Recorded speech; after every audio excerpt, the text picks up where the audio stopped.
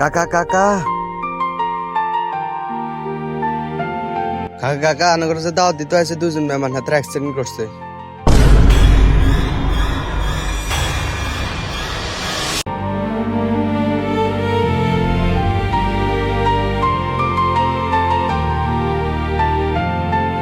হ্যাঁ কাকা, হাতের দুজন লোক ছিল, এত অবস্থা খুব খারাপ। গ্রামের মানুষ হাতে করে হসপিটালে গেছে। কাকা যারা অ্যাক্সিডেন্ট করছে হাতে কথাই কাটা ছিল, এটার মধ্যে আনার আর আনার বাপের নাম লেখা আছে।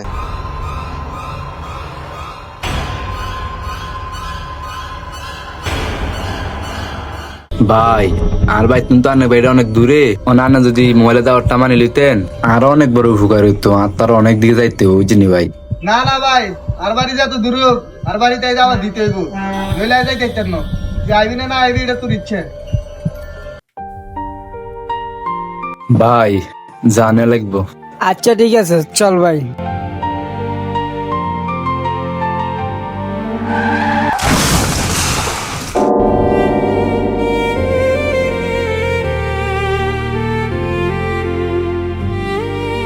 না না আঙ্গ ভাই তাই নো আইসো মনে অন্য ভাই।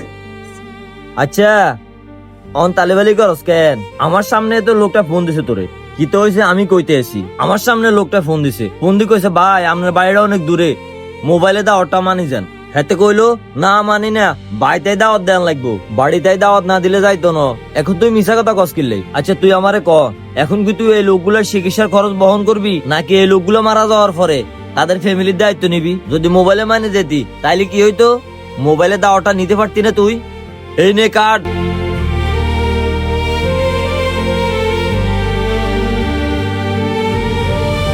দেখ ভাই, আমি কই না যে তোর কারণে অ্যাক্সিডেন্টটা হয়েছে, আফদ বিপদ হয়েছে আল্লাহর হাতে। তবে ভাই আমি এই কথাটা কইতে আছি, আফদ বিপদে কোনো আত্মীয় স্বজনের কাজে আসে না, এটা তুই হ বা আমি হই, বুঝছস? কিন্তু সবসময় তেরামি করে থাকবো, গাল ফুল হয়ে থাকবো, বাড়িতে দেবো, বাড়িতে দাওয়াত দিতে হবো, বাড়ি দূরে হোক বা কাছে হোক। ফোনে দাওয়াত নিত না।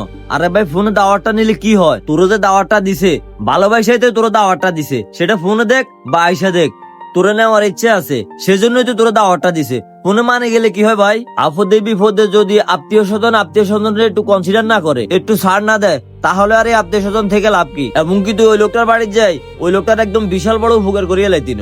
খানা খাইতে যাবি, 160টা দোষ টোয়াইবি, 19টা বিষ হলে ঝগড়া লাগি যাবি, খানা শেষ হলে সব আত্মীয় স্বজন একসাথে বইবি, বই ওই লোকটার উপর হাসবি, এটা কম হইছে এটা কম হইছে। আরে ভাই এমন আত্মীয় স্বজনের পরোয়া করার দরকারটা কি আছে? ম্যাক্সিমাম লোকে এরকম গাউরামিটা করে। বাড়ি দূরে হোক বা কাছে হোক, ঘরে দাওয়াত দিতে হবো, বাড়িতে দাওয়াত দিতে হবো, তাহলে দাওয়াতে যাবো, নাহলে দাওয়াতে যাইতো না। শুন ভাই, রাগ করিস না, কথাগুলো শুধু তোরে কইতাছি না, আমাদের পুরো সমাজে কইতাছি, কারণ আমাদের সমাজে এই জিনিসটা অহরহ চলতেছে। ঠিক আছে ভাই, আয় হাসপাতাল যাবো। এই তুই যে মোটরসাইকেল বার কর, আয়। কোনো কেউ আন্তরিক ভাবে দাওয়াত দিলে অযথা তাকে কষ্ট দিতে বাড়িতে আসতে বাধ্য করবেন না। ইসলাম আমাদের মানুষের কষ্ট কমাতে ও সহজতা অবলম্বন করতে শিক্ষা দেয়। মনে রাখবেন, জীবনের কোনো নিশ্চয়তা নেই, তাই সম্পর্ককে সহজ করুন, আন্তরিকতাকে সম্মান করুন এবং একে অপরের জন্য দোয়া করুন।